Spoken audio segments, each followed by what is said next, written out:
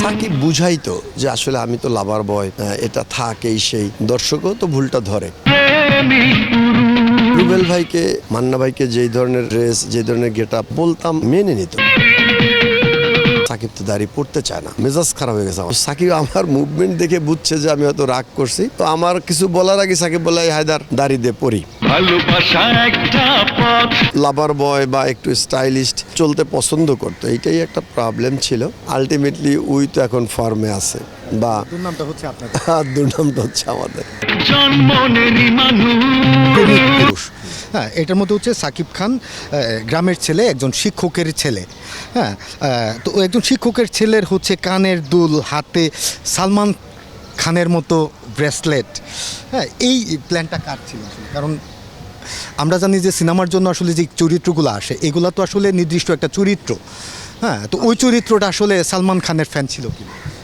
আসলে মানে সত্যিকার অর্থে এখন বলতে গেলে যেটা একটা সময় ধরেন আমি যখন প্রথম ডিরেকশনে আসছি, রুবেল ভাইকে আমাদের গল্প অনুযায়ী যেই ধরনের ড্রেস, যেই ধরনের গেটআপ, মান্না ভাইকে যেই ধরনের ড্রেস, যেই ধরনের গেটআপ বলতাম, ওরা মেনে নিত।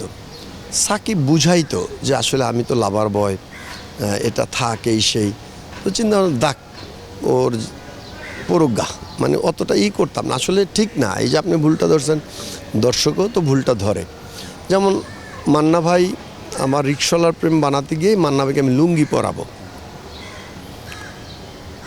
তো মান্না ভাই আমাকে ফোন করলো যে বাবা আমার পা তো চিকন, লুঙ্গি পরাই বা যখন এটা গিট্টু দেবো, কাঁসা দেবো, তখন তো এটা মানুষ দেখবে। আমি বললাম মান্না ভাই ওইটাই হিট।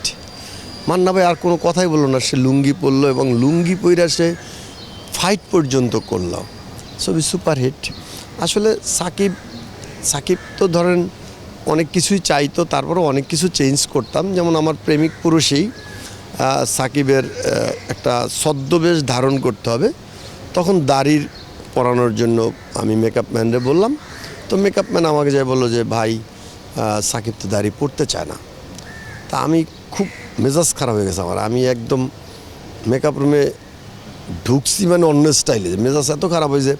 কেন রে ভাই, ডিরেক্টর বলছে আর্টিস্ট পড়বে, চেঞ্জ লাগবে তো সাকিব আমার মুভমেন্ট দেখে বুঝছে যে আমি হয়তো রাগ করছি, তো আমার কিছু বলার আগে সাকিব বলে, হায়দার দাড়ি দে পরি। তো আসলে মানে ওনা সবসময় একটু লাভার বয় বা একটু স্টাইলিস্ট চলতে পছন্দ করতো, এইটাই একটা প্রবলেম ছিল। লাকিলি ওর কপালও ভালো যে ও যাই করুক না করুক, আলটিমেটলি উই তো এখন ফর্মে আছে, বা দুর্নামটা হচ্ছে আপনাদের। দুর্নামটা হচ্ছে আমাদের। ভাই